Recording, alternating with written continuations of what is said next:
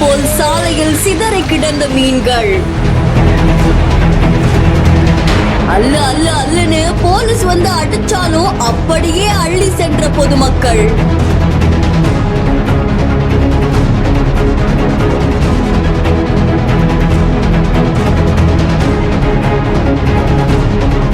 தேசிய நெடுஞ்சாலையில் கவிழ்ந்த மினி லோட் வேன்.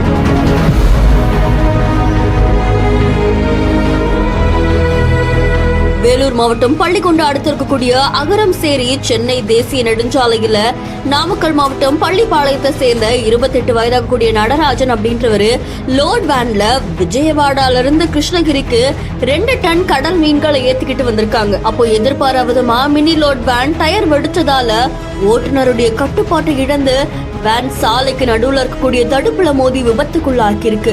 இந்த லோட் வேன்ல இருந்த மீன்கள் சாலையில அப்படியே கொட்டி சிதறி இருக்கு.